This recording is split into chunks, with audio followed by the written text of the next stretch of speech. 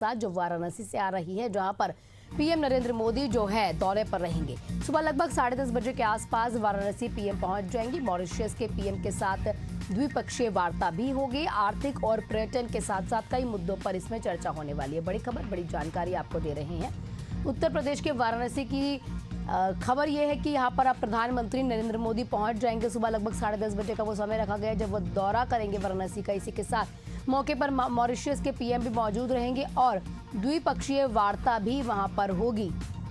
आर्थिक पर्यटन के साथ साथ कई ऐसे अहम मुद्दे होंगे जिस पर चर्चा होगी।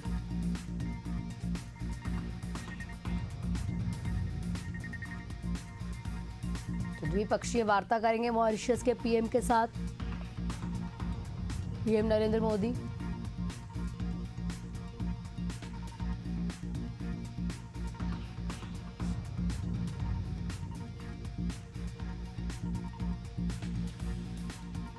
आज वाराणसी के दौरे पर रहेंगे। हमारे साथ हमारे सहयोगी दीपक जुड़े में अधिक जानकारियों के साथ।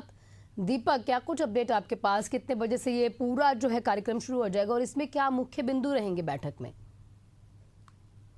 निश्चित तौर पर देखिए, आना बात करें तो इन दिनों मॉरिशस के जो प्रधानमंत्री हैं वो कहीं ना कहीं आज यूपी यानी वाराणसी के दौरे पर रहेंगे। इस दौरान देश के प्रधानमंत्री नरेंद्र मोदी भी कहीं ना कहीं उनकी अगवानी करने के लिए आज वाराणसी पहुंच रहे हैं। बता दें कि वाराणसी के ताज होटल में बड़ा कार्यक्रम रखा गया है। इसमें कहीं ना कहीं द्विपक्षीय, चाहे वार्तालाप की बात कर ले या पर्यटन के स्तर से बात करें या द्विपक्षीय विकास की नीति से बात करें, तो तमाम पहलुओं को लेकर कहीं ना कहीं आज ये वार्तालाप होगी और मुलाकात भी होगी। इसके साथ अगर बात करें आना तो उत्तर प्रदेश के मुख्यमंत्री योगी आदित्यनाथ भी कहीं ना कहीं वाराणसी पहुंच रहे हैं। वाराणसी में पीएम मोदी की अगवानी करेंगे। इसके साथ लगातार कहीं ना कहीं जो मॉरिशस के प्रधानमंत्री हैं, आर्थिक और पर्यटन के मुद्दों को लेकर कहीं ना कहीं आज वार्तालाप होगी। इसके साथ अगर बात कर ले आना तो लगातार कहीं ना कहीं जिस तरह से भारत और मॉरिशस के बीच द्विपक्षीय संबंध देखने को मिला है, कहीं ना कहीं मैत्री संबंध देखने को मिला है।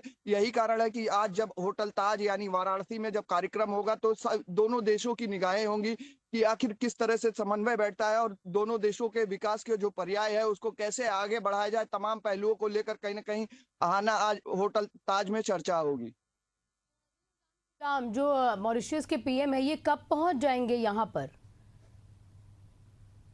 देखिए, आना सबसे पहले अगर बात करें मॉरिशस के पीएम की तो 9 से 16 सितंबर तक राजकीय यात्रा पर है। तो कहीं ना कहीं भारत के अलग अलग स्थानों पर दौरा करेंगे। अलग अलग नेताओं और मंत्रियों से इनकी मुलाकात होगी। देश के विकास के लिए जो भी तमाम पर्याय है उसके लिए कहीं ना कहीं वार्तालाप होगी। और बात करें देखिए, आना तो सुबह 10:30 बजे अगर देश के प्रधानमंत्री नरेंद्र मोदी उनकी अगवानी करने पहुंच रहे हैं तो लगभग 11 बजे कहीं ना कहीं शेड्यूल है कार्यक्रम का होटल ताज में। तो वहां पहुंचने के लिए उससे पहले ही कहीं ना कहीं 10:30 से 10:45 के बीच मॉरिशस के प्रधानमंत्री का जो काफिला है वो कहीं ना कहीं एयरपोर्ट पहुंचेगा। ठीक, दीपक आप हमारे साथ बने रहिएगा। कुछ और खबरों पर भी आपसे अपडेट लेंगे। तो तमाम जानकारियां हमारे सहयोगी दे रहे थे।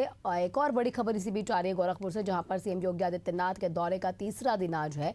सीएम योगी आदित्यनाथ ने गोरखपुर मंदिर में जाकर रात्रि विश्राम किया और दौरे के तीसरे दिन आज यानी कि पूजा अर्चना करेंगे, गौ सेवा भी करेंगे। आज ब्रह्मलीन महंत अवैधनाथ की जयंती, माफ कीजिएगा, 11वीं पुण्यतिथि है जो मनाई जाएगी और इसमें जो है मुख्यमंत्री योगी आदित्यनाथ शिरकत करेंगे। हमारे सहयोगी दीपक हमारे साथ जुड़े हुए हैं। दीपक, क्या कुछ अपडेट?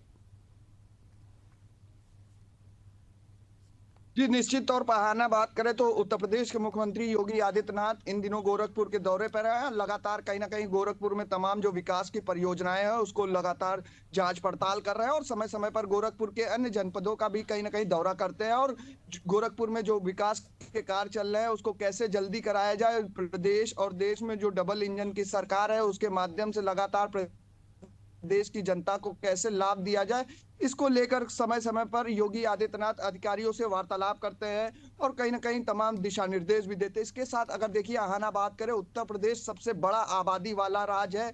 ऐसे में जब भी सीएम योगी आदित्यनाथ गोरखपुर में रहते हैं तो वहां सबसे पहले पूजा अर्चना करते हैं, गायों को गुड़ खिलाते हैं, पूड़ी खिलाते हैं।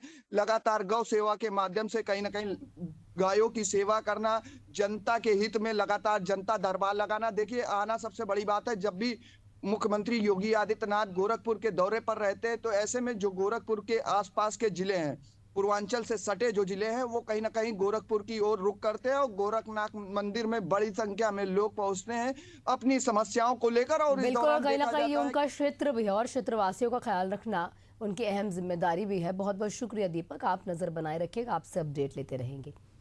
खबरों में आगे बढ़ते इस बीच एक बड़ी खबर राजधानी रायपुर से आ रही है, जहां पर नक्सलियों ने जारी किया सीपीआई माओवादी स्थापना दिवस का पर्चा। स्थापना दिवस 21 से 27 सितंबर तक मनाया जाएगा, इसका ऐलान कर दिया गया है। 21 मई को एनकाउंटर में ढेर हुआ था महासचिव बसवराजू। आपको बता दें, इसको अब नक्सलियों ने स्वीकारा और भारी नुकसान भी बताया। 366 नक्सली मारे गए हैं, ये भी इस पर्चे में लिखा है। 3 केंद्रीय समिति और 17 राज्य समिति के सदस्य इसमें शामिल हैं। फिलीपींस में भी कम्युनिस्ट पार्टी के सीसी मेंबर के मारे जाने का जिक्र है। बड़ी खबर, बड़ी जानकारी आपको हम दे रहे हैं, जहां पर नक्सली जो है ये वार्षिक उत्सव 21 से 27 सितंबर तक मनाएगा, इसका पर्चा कहीं ना कहीं अब उन्होंने निकाल दिया है। इसके साथ उन्होंने ये भी स्वीकारा है कि उनके कई ऐसे मेंबर हैं, जैसे कि बसवराजू हो गए या फिर 366 नक्सली जो मारे गए हैं, इसको भी उन्होंने स्वीकारा है। देश भर में लगातार इस तरीके की जो नक्सलियों को मारने के लिए कार्य हो रहा है, उसके खिलाफ कहीं ना कहीं ये सारे हैं। और क्रांतिकारी दिवस कहीं ना कहीं इनकी ओर से मनाया जाएगा। हमारे साथ हमारे सहयोगी नदीम जुड़ चुके हैं अधिक जानकारियों के साथ। नदीम, क्या कुछ अपडेट आपके पास? ये 21 से 27 सितंबर तक जब अपना स्थापना दिवस मनाएंगे तो प्रशासन और ज्यादा अलर्ट कहीं ना कहीं रहेगा। देखिए आहना, आपको बताना चाहूंगा कि नक्सलियों ने एक बार फिर अपने नुकसान का लेखा जोखा जो है वो एक विज्ञप्ति के जारी से संदेश के जरिए बताया है। साथ ही नक्सलियों के केंद्रीय जो कमेटी है उसने एक पर्चा जारी किया है। इस पर्चे में नक्सलियों ने जो माओवादी की स्थापना के 21 साल पूरे होने पर 21 से 27 सितंबर तक वार्षिक उत्सव मनाने का ऐलान किया है। वहीं नक्सलियों ने भी बीते दिनों हुए नुकसान का लेखा जोखा दिया है। उस संदेश में नक्सलियों ने बताया कि 1972 में चारों महिलाओं की मौत के बाद 53 सालों में पहली बार कोई महासचिव एनकाउंटर में मारा गया, यानी बसवराजू की मौत का जिक्र उन्होंने किया, जिससे उनको भारी नुकसान हुआ है। 21 मई को फोर्स नेवल में महासचिव बसवराजू का एनकाउंटर कर दिया था। वहीं नक्सलियों ने बीते 3 सेंट्रल कमेटी के 17 स्टेट कमेटी से कुल 366 नक्सलियों के मारे जाने की बात स्वीकारी है। वहीं नक्सलियों ने फिलीपींस में भी कम्युनिटी पार्टी के सीसी मेंबर के बारे में का जिक्र किया है। साथ ही आना, आपको बताना चाहूंगा जिस तरह से नक्सली हर वक्त गर्मी के समय में जो है एक विशेष दिवस मनाते हैं, उसी तरह अपने 21 साल पूरे होने पर 21 से 27 सितंबर तक की वार्षिक उत्सव मनाने जा रहे हैं। इसमें कई अहम जो इनकी रणनीति होगी, कई गुरिल्ला वार के जरिए ये नुकसान पहुंचाने की कोशिश करते हैं और कई तरह के जो इनके लोग मारे गए हैं नक्सली, उनका बदला लेने के लिए रणनीति आते हैं। ऐसे में बस्तर सहित पूरे प्रदेश भर में जो है अलर्ट जो है वो मोड पर इस दौरान रखा गया है, साथ ही सचेत किया गया है और फोर्स और जवानों को भी हमेशा मुस्तैदी के साथ अलर्ट रहने किया है, ताकि किसी भी घटना का मुंहतोड़ जवाब दिया जा सके। क्योंकि छत्तीसगढ़ में जिस तरह से नक्सलियों के पैर जो है पीछे पलट रहे हैं और लगातार नक्सलियों को नुकसान जो हमारे जवानों पहुंच रहा है और कहीं ना कहीं ये उसका गुस्सा आप कह सकते हैं देखने को मिल रहा है। नदीम, आपका बहुत बहुत शुक्रिया, आप नजर बनाए रखिएगा, आपसे अपडेट लेते रहेंगे।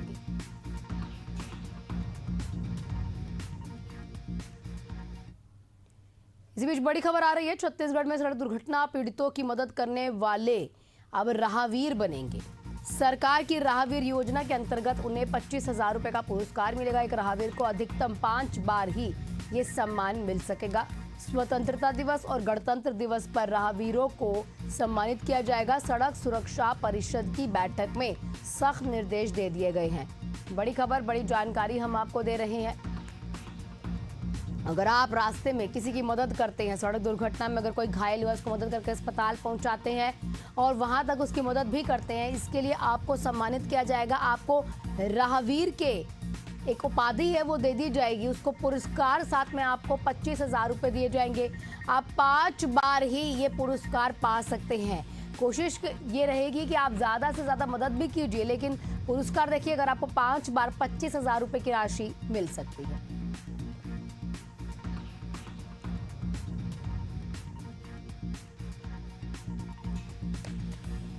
भोपाल से बड़ी खबर आ रही है, जहां पर नेपाल में फंसे हैं मध्य प्रदेश के नागरिक। भारत वापसी के लिए राज्य सरकार से अब कोशिशें भी शुरू हो चुकी हैं। बता दें आपको कि मुख्यमंत्री डॉक्टर मोहन यादव ने सोशल मीडिया हैंडल एक्स पर पोस्ट भी किया है।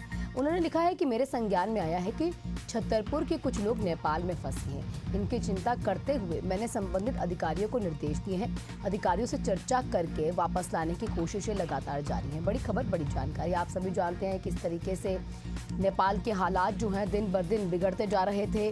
वहाँ पर जेनजी जो प्रदर्शनकारी हैं, उन्होंने जितने भी मंत्रियों के घर थे उन्हें आग के हवाले कर दिया, और कई ऐसे लोग थे जिनको भी आग के हवाले जिंदा कर दिया गया था। और अब कुछ ऐसे नेपाल में, हालांकि अब नेपाल की कमान सेना के हाथ में है, नेपाल में कुछ ऐसे लोग हैं जो मध्य प्रदेश और छत्तीसगढ़ से जुड़े हैं और उन्हें वापसी लाने की कवायद जो है सरकार के द्वारा शुरू हो चुकी है।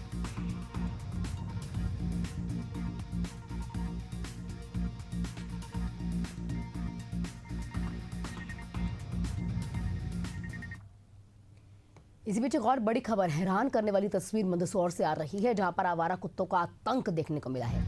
एक बार फिर से मासूम पर कुत्ते ने हमला किया। बताया जा रहा है कि मासूम बच्ची सड़क पर खेल ही रही थी कि अचानक से वहां कुत्ता आता है और उसके ऊपर झपट्टा मार देता है।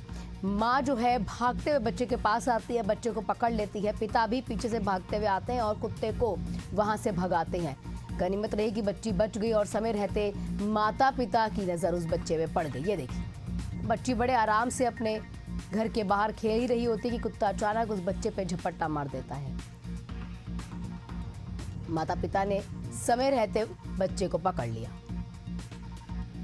सीतामऊ के साईं विहार कॉलोनी का यह पूरा मामला बताया जा रहा है। मंदसौर जिले में आवारा कुत्तों का आतंक देखने को मिला। कुछ ऐसी ही तस्वीरें लगातार देश की राजधानी दिल्ली से आ रही थी, जहां कोर्ट ने तमाम ये आवारा कुत्तों को शेल्टर होम में रखने के आदेश दिए थे। उसके बाद लोगों का गुस्सा जरूर देखने को कहीं ना कहीं मिला था। हमारे साथ हमारे सहयोगी ललित जुड़ चुके अधिक जानकारियों के साथ। ललित, बच्ची अभी ठीक है? हाँ बिल्कुल रिहाना, मैं बता दूं कि ये मंदसौर जिले के सीतामऊ की घटना है, जहाँ पर साई विहार कॉलोनी में एक जो 15 माह की बच्ची थी उस पे कुत्ते ने हमला किया, लेकिन वहाँ पर मौजूद उसके माता पिता ने सूझबूझ से उस बच्ची की जान बच गई। अभी फिलहाल बच्ची की हालत ठीक है और बच्ची का इलाज चल रहा है। कह सकते हैं कि जो आवारा कुत्ते हैं उनका लगातार जो आतंक है वो बरकरार है और लगातार जो मंदसौर जिले में लगातार आवारा कुत्तों का हमले के मामले लगातार सामने आ रहे हैं। पहले भी एक भानपुरा क्षेत्र से मामला सामने आया था, तो अब सीतामऊ क्षेत्र से भी एक मासूम बालिका के साथ कुत्ते ने हमला किया, ये मामला सामने आया है, जिसमें ये 15 माह की बच्ची थी। सीसीटीवी फुटेज भी सामने आया है। ये पूरी घटनाक्रम सीतामऊ थाना क्षेत्र की है। तो कहीं ना कहीं अब नगर पालिका को ध्यान देना चाहिए और जो आवारा कुत्ते हैं उनको पकड़ कर कार्रवाई करनी चाहिए। ठीक ललित, आपका बहुत बहुत शुक्रिया तमाम अपडेट के लिए।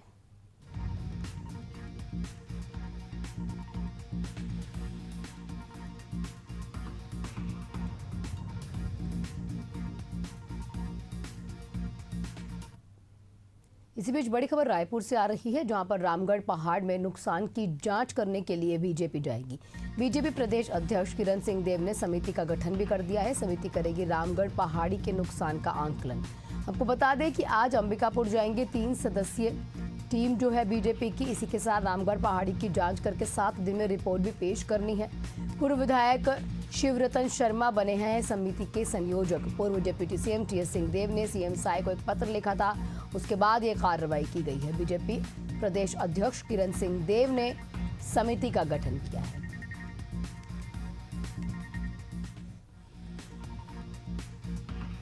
आज अंबिकापुर 3 सदस्यीय टीम जो है बीजेपी की जाएगी। रामगढ़ पहाड़ी की जांच की जाएगी और 7 दिन यानी कि 1 हफ्ते का समय दे दिया गया है कि रिपोर्ट आपको पेश करनी होगी।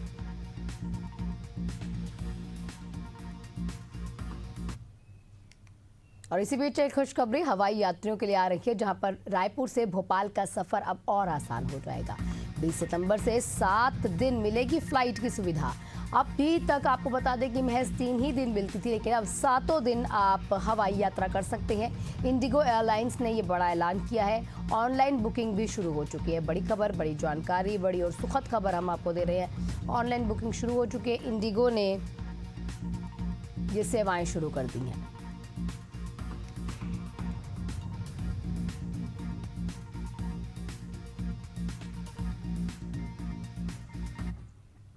इसी बीच बड़ी खबर प्रयागराज से आ रही है, जहां पर जिला पंचायत सदस्य रणधीर यादव की हत्या के मामले में मुख्य आरोपी उदय यादव ने अब कोर्ट में सरेंडर कर दिया है। 22 अगस्त को वारदात को अंजाम दिया गया था। हत्या की साजिश में 2 पहले ही आरोपी जेल जा चुके हैं।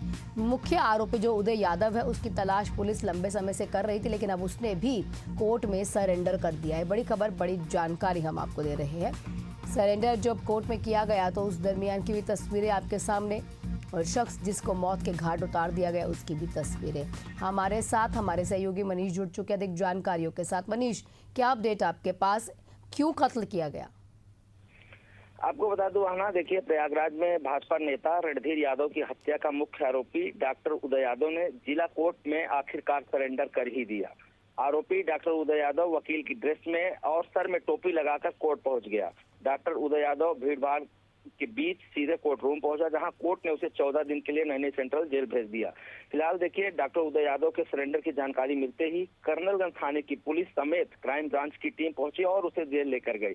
हाल फिलहाल जिस तरीके से डॉक्टर उदय यादव ने पत्नी से अवैध संबंधों के चलते भाजपा नेता रणधीर यादव की हत्या की थी, पुलिस 22 दिन से डॉक्टर उदय यादव की तलाश में जुटी हुई थी। प्रयागराज समेत आसपास के जिलों में लगातार छापेमारी की जा रही थी, लेकिन पुलिस के हाथ डॉक्टर उदय यादव नहीं लग रहा था।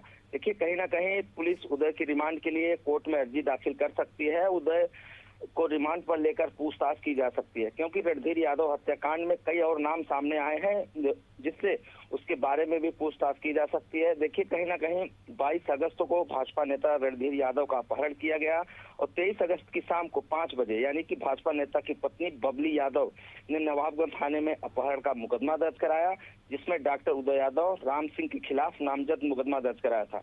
24 की सुबह चित्रकूट में फिलहाल स्कॉर्पियो मिली, जिसे लाश फेंकने के बाद इस हत्या आरोपियों ने चित्रकूट जाकर छोड़ दी थी। कुल मिलाकर 24 अगस्त से 27 अगस्त तक चित्रकूट में सर्च ऑपरेशन पुलिस चलाती रही।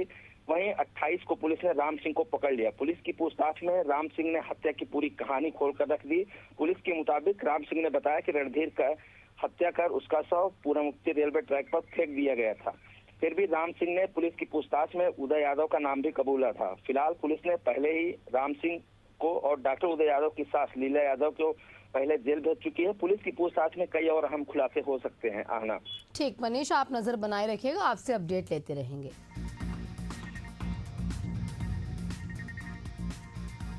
तो यहाँ मुख्य आरोपी भी गिरफ्तार हो चुका है। लगातार जो है इसकी तलाश में पुलिस थी, लेकिन इसने भी अब सरेंडर कर दिया।